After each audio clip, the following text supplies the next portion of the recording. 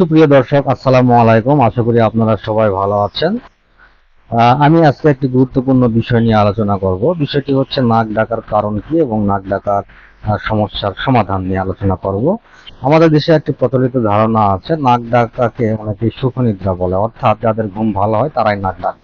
সেরকম একটা ধারণা বা বদ্ধমূল ধারণা আমাদের মাঝে আছে। প্রকৃতপক্ষে নাক ডাকা একটি রোগ এবং কিছু মারাত্মক রোগের উপসর্গ। নারী পুরুষ সব বয়সের লোকেরই নাক ডাকার সমস্যা হতে পারে, এমনকি শিশুদেরও নাক ডাকার সমস্যা হতে পারে। শীতকালে নাক ডাকার পরিমাণটা বেড়ে যায়। তো নাক ডাকার কারণ, আমাদের নাক থেকে ফুসফুস পর্যন্ত, অর্থাৎ ল্যারিংস, ট্রাকিয়া এবং ফুসফুস পর্যন্ত যে একটা ফাঁকা জায়গা রয়েছে, এখানে বাতাস চলাচল করে। যার এইভাবে আমরা শ্বাস প্রশ্বাস নেই, অর্থাৎ অক্সিজেন আমরা নিই এবং কার্বন ডাই অক্সাইড ত্যাগ করি। যখন কোনো কারণে এই শ্বাস প্রশ্বাসে বাধাগ্রস্ত হয় এই শ্বাস প্রশ্বাস, তখন ঘুমের মধ্যে একজন ব্যক্তি নাক ডাকতে শুরু করে। নাক ডাকার আরো উল্লেখযোগ্য কিছু কারণ রয়েছে। তার মধ্যে অন্যতম কারণ হচ্ছে স্থূলতা। যারা অনেক মোটা তারা নাক ডাকতে পারেন। তারপরে নাকের কোনো সমস্যা থাকলে ও নাক ডাকার প্রবলেম হতে পারে। যেমন নাকের সমস্যার মধ্যে রয়েছে নাকে পলিপাস, নাকের মাংস বৃদ্ধি এবং নাকের হাড় বাঁকা থাকলে। যাদের বড় ধরনের টনসিল আছে, জিহ্বার নিচে টিউমার, যাদের গলাতে টিউমার আছে, যারা অত্যাধিক চর্বি জমার কারণে যদি মুখের ভিতরের জায়গা কমে যায়, সেই ক্ষেত্রে সে সমস্ত ব্যক্তিরাও নাক ডাকতে পারেন। তো নাক ডাকলে কি ঘটে, এই বিষয় নিয়ে এখন আলোচনা করব। যিনি ঘুমের মধ্যে নাক ডাকেন তিনি আসলে বিষয়টি টের পান না, তার আশেপাশের ব্যক্তিরাই সর্বপ্রথম বিষয়টি টের পান। তাহলে ঘুমের মধ্যে হঠাৎ শ্বাস বন্ধ হয়ে যায় নাক ডাকার কারণে। এতে করে ঘুমন্ত ব্যক্তি জোরে জোরে শব্দ করে নাক ডাকতে পারে। ঘুমের মধ্যে গঙ্গানির মতো শব্দ হতে পারে। নাক ডাকার কারণে ঘুম অসম্পূর্ণ হবে এবং দিনের বেলায় ঘুম ঘুম ভাব বা ঝিমুনি ভাব হবে। নাক ডাকা ব্যক্তিরা অবসাদগ্রস্ততায় ভুগতে পারেন। নাক ডাকা ব্যক্তিদের স্মৃতিশক্তি হ্রাস পেতে পারে, সেই ক্ষেত্রে যৌন শক্তিও হ্রাস পেতে পারে। নাক ডাকা ব্যক্তিদের মেজাজ খিটখিটে হয়, কারণ এদের এই সময় মুড সুইং হতে থাকে। এটি একটি স্বাস্থ্য সমস্যা। সাধারণত যারা নাক ডাকেন তারা ঘুমের মধ্যে হা করে ঘুমান, তখন গলা শুকে যায় এবং তাকে বারবার ঘুম থেকে জেগে উঠতে হয় পানি খাওয়ার জন্য। আর এই যে বারবার জেগে ওঠার কারণে তার যে ঘুমের একটা ব্যাঘাত ঘটে, তখন শরীরে অক্সিজেন লেভেলটা সঠিক অবস্থায় থাকে না, যার কারণে বিভিন্ন স্বাস্থ্য ঝুঁকির মধ্যে একজন নাক ডাকা ব্যক্তি পড়তে পারেন। তো এখন আমরা নাক ডাকার যে গুরুত্বপূর্ণ স্বাস্থ্য ঝুঁকি রয়েছে এই বিষয় নিয়ে আলোচনা করব। নাক ডাকার যারা নাক ডাকে তাদের বিশেষ করে তাদের শরীরে অক্সিজেন সরবরাহ কমে যায়, আর অক্সিজেন সরবরাহ কমে গেলে হার্ট অ্যাটাক হওয়ার সম্ভাবনা বেড়ে যায়। বিশেষ করে ঘুমের মধ্যে হার্ট অ্যাটাক হতে পারে। আবার মস্তিষ্কে অক্সিজেন সরবরাহ কমে গেলে স্ট্রোক হতে পারে। তাছাড়া তো আগেই বললাম যে যারা নাক ডাকে সেই ক্ষেত্রে তাদের হেডেক, টায়ার্ডনেস হতে পারে, ডিপ্রেশন, মুড সুইং বা প্যানিক ডিসঅর্ডারের মতো প্রবলেম হতে পারে।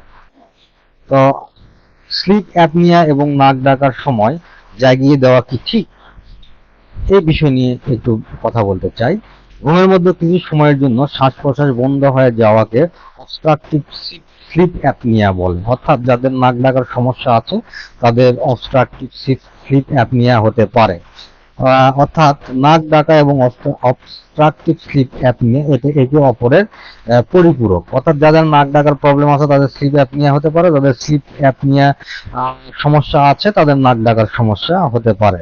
অনেক সময় নাক ডাকার মাঝখানে স্লিপ অ্যাপনিয়া হয়, 20 থেকে 30 সেকেন্ডের জন্য একেবারেই আমাদের শ্বাস প্রশ্বাস বন্ধ হয়ে যায়।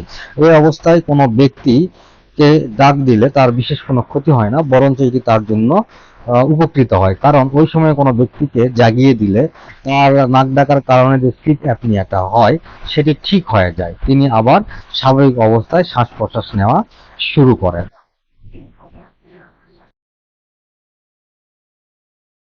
সুপ্রিয় দর্শক, ভিডিওর এই পর্যায়ে আমরা নাক ডাকার চিকিৎসা এবং প্রতিরোধে কি করতে হবে এই বিষয়টি নিয়ে আলোচনা করব। প্রথমে আলোচনা করব চিকিৎসা নিয়ে। যারা অত্যাধিক নাক ডাকেন তাদেরকে অবশ্যই একজন নাক কান গলা বিশেষজ্ঞের শরণাপন্ন হতে হবে এবং পরীক্ষা নিরীক্ষা বিশেষ করে এমআরআই সিটি স্ক্যানের যদি প্রয়োজন পড়ে সেগুলো করে নাকের কি প্রবলেম হচ্ছে এই বিষয়টি বের করতে হবে। কোন লেভেলের সমস্যাটা হচ্ছে নাকের সামনের দিকের অংশের কারণে নাকি নাকের পিছনের দিকের অংশের কারণে সেটি নির্ধারণ করতে হবে। প্রয়োজনে পলিসোনোগ্রাফি পরীক্ষার মাধ্যমে অবস্ট্রাকটিভ স্লিপ অ্যাপনিয়া শনাক্ত করতে হবে। এছাড়া নাক ঠিক থাকলেও শরীর কি অবস্থায় আছে সেগুলো পরীক্ষা নিরীক্ষা করতে হবে। যেমন বিশেষ করে নাক ও গলার আশেপাশে চর্বি জমে আছে কিনা, অতিরিক্ত ওজন আছে কিনা সেটি দেখতে হবে এবং সেই অনুযায়ী চিকিৎসা দিতে হবে। যদি মেডিকেশনের কথা বলি, অবশ্যই ডাক্তারের শরণাপন্ন হয়ে তার উপদেশ মতো মেডিকেশন গ্রহণ করতে হবে। বিশেষ করে নাকের স্প্রে, বিভিন্ন ওষুধ এবং ফিজিক্যাল অ্যাক্টিভিটির মাধ্যমে সমাধান করা যেতে পারে। প্রতিরোধ, এখন আমরা আলোচনা করব প্রতিরোধ কিভাবে করা যেতে পারে।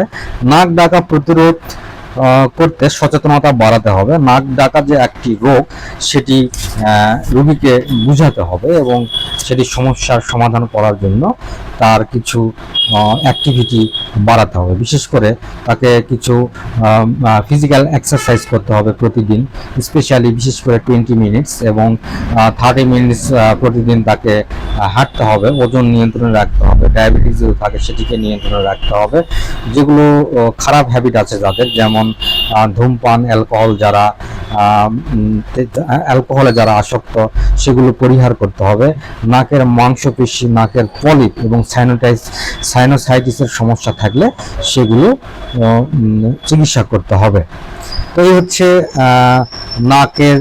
নাক ডাকার সমস্যা সম্পর্কিত একটি ভিডিও। আশা করি ভিডিওটি আপনাদের ভালো লাগবে। যদি ভালো লাগে অবশ্যই শেয়ার করবেন এবং আমার চ্যানেলটিকে সাবস্ক্রাইব করবেন। সকলেই ভালো থাকবেন। আসসালামু আলাইকুম।